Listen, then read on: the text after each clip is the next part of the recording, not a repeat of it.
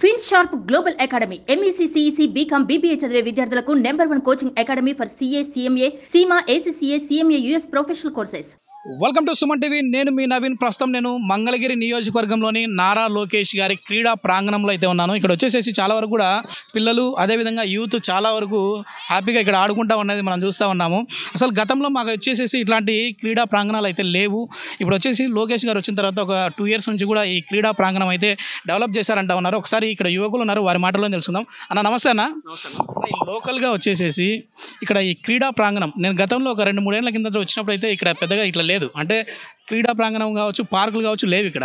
ఇది ఏంటంటే ఎట్లా ఎవరు డెవలప్ చేస్తారు అంటే అన్న, ఇప్పుడు మనం కరోనా టైంలో చూసుకుంటే అందరం ఇళ్ళకే పరిమితం అవ్వాల్సి వచ్చింది. మనందరికీ తెలుసు కరోనా భయం వల్ల. సో ఆ తర్వాత పిల్లలకి కానీ ఇక్కడ మీరు చూసే అపార్ట్మెంట్స్ కానీ రెసిడెన్షియల్ ఏరియా.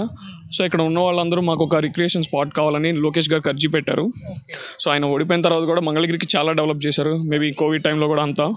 సో అందుకని ఇక్కడ ఉన్న వాళ్ళందరూ మేము వెళ్ళి అర్జీ పెట్టుకున్నాము. సో వాళ్ళు ఈ ల్యాండ్లో ఈ గ్రౌండ్ డెవలప్ చేశారు. ఎకరాలు ఉంటుంది ఇది సుమారుగా ఒక 5-6 acres పైనే ఉంది. సొంత నిధులతో చేశారండి. ఇదంతా ఆయన సొంత నిధులతో చేసింది. ఓకే, ఎట్లా ఉంది అంటే ఇప్పుడు మంగళగిరి నియోజకవర్గ పరిస్థితి ఎట్లా ఉంది అంటే ఏ పార్టీ అధికారులకు వస్తే బాగుంటుంది అనుకుంటున్నాను? నాట్ ఓన్లీ మంగళగిరి అండి, ఇప్పుడు స్టేట్ మొత్తం ఒకటే స్లోగన్, కూటమి. చంద్రబాబు నాయుడు గారు కూటమి అధికారంలోకి వస్తుందని అందరూ అంటున్నారు, రావాలని బలంగా కోరుకుంటున్నారు. ఇక్కడ లోకల్గా వచ్చేసేసి వైసీపీ ఒక నినాదాన్ని తీసుకొని వస్తుంది. అసలు ఆయన లోకల్ కాదు, నాన్ లోకల్. సో ఆయన ఏ విధంగా ఇక్కడ గెలుస్తారు? గతంలో ఓడిపోయారు అని చెప్పేసి అంటా ఉన్నారు. ఈసారి కూడా ఓడిపోయే విధంగా ఉంటుందా? చాలా మంచి క్వశ్చన్ అడిగారు. 2014 to 19 మన సీఎం జగన్మోహన్ రెడ్డి గారు ఎక్కడున్నారు? ఆయన హైదరాబాద్లో ఉన్నారు. 19 ఎలక్షన్స్కి ముందు ఆయన ఇక్కడ గృహప్రవేశాన్ని పెట్టి ఇక్కడ వేశారు. ఇంకోటి నాన్ లోకల్ అంటున్నారు.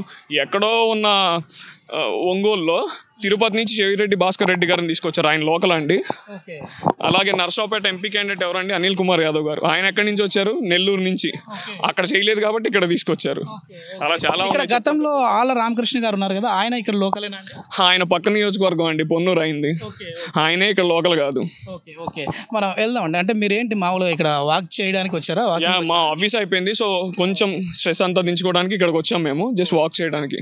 ఇట్లా ఏం డెవలప్ చేశారు సార్ ఇక్కడ లోకేష్ గారు? అంటే ఓడిపోయిన తర్వాత కూడా ఆయన ప్రజల్లో ఉంటున్నారు అని చెప్పేసి అంటా ఉన్నారు కదా. సో ఏం డెవలప్ అయింది ఆయన? ఏం డెవలప్ అంటే ఏంటని చెప్తాను. 28 ఉన్నాయండి మొత్తం ఆయన చేసిన వెల్ఫేర్ స్కీమ్స్. అంటే బేస్డ్ ఆన్ ఇప్పుడు చేతి వృత్తులు వాళ్ళు ఉన్నారు, వాళ్ళకి అంటే మనకి ఇక్కడ మంగళగిరిలో చూసుకుంటే పద్మశాలీస్ ఎక్కువ. సో వాళ్ళ కోసం రాట్నాలు పంచడం, ఎందుకంటే రాట్నాలు మనకు తెలిసి ఎంత కాస్ట్ అవుతాయో. సో చేనేత కార్మికులకి రాట్నాలు పంచడం. అట్ ది సేమ్ టైం వాళ్ళు ఇప్పుడు మొన్నే దీన్ని బ్రాండ్ చేయాలని పెట్టుకున్నారు. లాస్ట్ టైం ఎలాగైతే చంద్రబాబు గారు అరకు కాఫీ అని బ్రాండ్ చేశారో, సో ఆయన విజన్ ఏంటంటే ఇప్పుడు మంగళగిరిలో ఉన్న చేనేత కార్మికులకి వాళ్ళు తయారు చేసే చీరల్ని త్రూ అవుట్ ఇండియానే కాదు ఇంటర్నేషనల్గా మార్కెటింగ్ చేయాలని స్కీమ్ పెట్టుకున్నారు. అట్ ది సేమ్ టైం ఇప్పుడు గోల్డ్ వర్కర్స్ ఉన్నారు ఇక్కడ.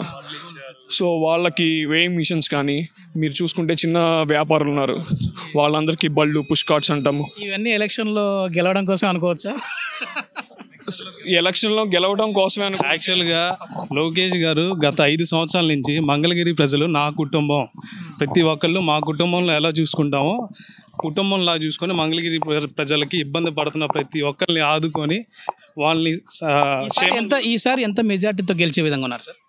50,000 దాటిద్దండి ఈసారి. 50,000 మార్పు. అసలు 5,000 ఓట్లతో ఓడిపోయిన వ్యక్తి ఈసారి మేము చాలా మందిని అడిగినప్పుడు కూడా ఇదే మాట అంటున్నారు. కొద్దిమంది వచ్చేసేసి 30,000 అంటున్నారు, కొద్దిమంది 50 అంటున్నారు, కొద్దిమంది 60 అంటున్నారు. అంటే ఇది జస్ట్ ఒక స్లోగన్ లాగా వెళ్తుందా, లేదంటే నిజంగానే అంత మెజార్టీ వచ్చే విధంగా? మీకు ఒక స్లోగన్ లాగా వెళ్తే అందరూ ఒకటే చెప్పాలండి, స్లోగన్ కాదు ఇది. ఎవరి అభిప్రాయాలు వాళ్ళవి, అందరిది ఒకటే మాట, లోకేష్ గారు గెలుస్తున్నారు, గెలవబోతున్నారు. మీకు ఏం జాబ్ చేస్తున్నారు మంగళగిరిలో? సార్ నేను ఇక్కడ డేటా అనలిస్ట్ సార్. ఒకవేళ రాష్ట్రం ఈసారి అభివృద్ధి అవ్వాలంటే మీరు వచ్చేసేసి చంద్రబాబు గారు రావాలి అంటున్నారు కదా, ఆయన వచ్చారు అని అంటే ఐటీ కంపెనీస్ తీసుకొని వస్తాడు ఇక్కడ ఈ ప్రాంతానికి? సార్ ఇప్పుడు మీకు ఇక్కడ నుంచి ఒక 2 kilometers డిస్టెన్స్లో మంగళగిరి ఆటో నగర్ ఉంది. అక్కడ మీకు వెళ్తే APIAC హెడ్ క్వార్టర్స్ ఉంటుంది. సో దాని చుట్టుపక్కలే చాలా ఐటీ కంపెనీస్ వచ్చినాయి. సో మీరు ఇప్పుడు అక్కడికి వెళ్ళినా అక్కడ కూడా ఎంప్లాయీస్ కనిపిస్తారు ఇలాగే, అక్కడ కూడా కంపెనీస్ ఇంకా అలాగే ఉన్నాయి. ఫర్ ఎగ్జాంపుల్ AP సొల్యూషన్స్ లాంటివి చాలా. అసలు ఒక రాయి కూడా వేయలేదు అంటారు. రాయి కూడా నేను మిమ్మల్ని అడుగుతున్నా, మీరు వచ్చే దారిలో లోకేష్ గారు చేసిన అభివృద్ధులు కనిపించినాయా కనిపించలేదు సార్? కనిపించినాయి కదా. మేమైతే చాలా మందితో మాట్లాడాం సార్. అంటే వాళ్ళు వచ్చేసేసి తోపుడు బండ్లు నడుపుకునే వాళ్ళు కావచ్చు, తర్వాత ఏదన్నా ఇప్పుడు ట్రైసైకిల్స్ కావచ్చు, హ్యాండిక్యాప్డ్స్కి ఇట్లాంటివన్నీ అయితే చేస్తూ వచ్చారు. సో ఏంటమ్మా ఇది అంటే, లేదు నాయన ఆయన ఓడిపోయినా సరే జనాల్లో ఉంటా ఉన్నారు, ఆయన నాన్ లోకల్ అని వీళ్ళు అంటా ఉన్నారు తప్ప మాకు అట్లా అనిపించలేదు, ఈయన మాలోనే తిరుగుతూ ఉన్నారు అని చెప్పేసి అంటా ఉన్నారు. నాన్ లోకల్ లోకలేం సార్, మనం జనం కోసం కష్టపడే నాయకుడు సార్ ఆయన. దీంట్లో నాన్ లోకల్ అనేది ఏం లేదు సార్.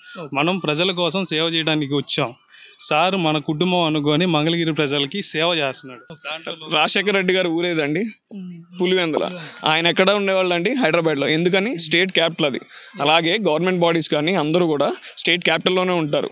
ఇప్పుడు మరి జగన్ గారిది ఎక్కడండి? పులివెందుల. మరి ఆయన ఇక్కడ ఉన్నారు, సరే ఆయన అక్కడ పోటీ చేస్తున్నారు, కానీ ఇక్కడ లోకేష్ గారికి ఓటు హక్కు కూడా, వాళ్ళ ఫ్యామిలీ మొత్తానికి ఓటు హక్కు ఉంది కూడా ఇదే ఉండవల్లిలోనే ఉంది, వాళ్ళ ఇంటికి సమీపంలోనే ఉంది, వాళ్ళ ఇల్లు ఇక్కడే ఉంది. దానికి లోకల్ నాన్ లోకల్ అనే దానికైతే ఒక కన్క్లూజన్ వచ్చేసింది, ఒక క్లారిటీగా అయితే ఉన్నారు. ఒకటి చెప్తాను సార్, బేసిక్గా ఇప్పుడు సపోజ్ గవర్నమెంట్ ఎంప్లాయీస్ తీసుకోండి, ప్రైవేట్ ఎంప్లాయీస్ తీసుకోండి, ఇప్పుడు ఒక ఏరియా నుంచి ఇంకో ఏరియా షిఫ్ట్ అవుతారు. ఆ షిఫ్ట్ అయినప్పుడు మనం లోకల్ నాన్ లోకల్ అనుకోం కదా సార్, ప్రతి మంది అనుకుంటాం కదా. అలాగే మా సార్ కూడా ఇవన్నీ ఒక సాకులు అన్నమాట.